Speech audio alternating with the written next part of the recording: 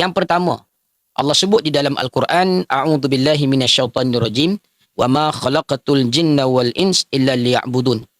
Dan tidak aku menciptakan jin dan juga manusia, melainkan untuk beribadah kepadaku.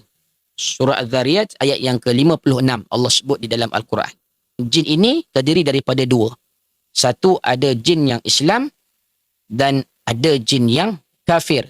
Dalil dia, Allah sebut di dalam suratul jin, wa anna minna salihun wa minna duna dhalik. Kata Allah di dalam Al-Quran, dan di kalangan kami ada yang soleh, yang ada yang selain daripada itu, yang kafir. Jin Islam, mereka itu beribadah kepada Allah. Jin yang kafir tidak beriman dan ingkar kepada Allah.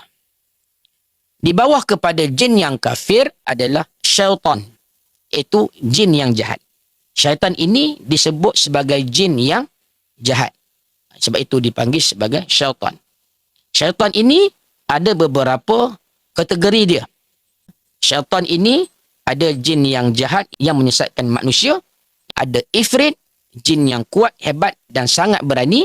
Dan juga ada jin yang dikenali sebagai marid, jin yang sangat degil, keras kepala dan juga sombong. Dan juga ada jin yang bersifat qarin, ghul dan lain-lainnya dengan sifat mengikut sifat dan tugas mereka. Maksudnya syaitan termasuk di dalam golongan jin. Jin yang kafir. Yang keduanya, makhluk ghaib yang lain selain daripada jin adalah iblis. Asal iblis ini daripada jin.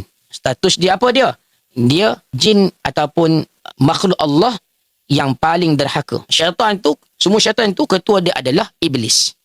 Allah sebut di dalam Quran, illa iblisa kana minal jin. Allah sebut, melainkan iblis yang merupakan daripada jin. Maknanya iblis itu daripada jin, tetapi dia adalah ketua kepada syaitan. Adakah jin itu mati? Sebab Allah sebut iblis itu ditangguhkan kematiannya. Jadi apakah jawapan dia? Yang pertama, Allah sebut di dalam Al-Quran, dalam surah Ar-Rahman, kullu man 'alaiha fan. Semua yang ada di bumi pasti akan binasa. Allah sebut dalam Quran juga, kullu nafsin za'iqatul maut. Setiap yang bernyawa pasti akan merasai mati.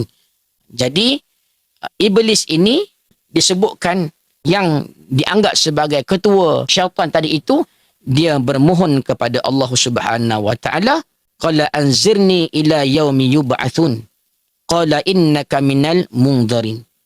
Kata iblis kepada Allah, berilah aku tempoh hingga hari mereka dibangkitkan. Maka firman Allah Subhanahu wa taala, Allah sebut apa? Sesungguhnya qala fa innaka, sesungguhnya engkau minal munzirin, sesungguhnya engkau daripada orang yang diberi tempoh. Jadi iblis juga akan mati.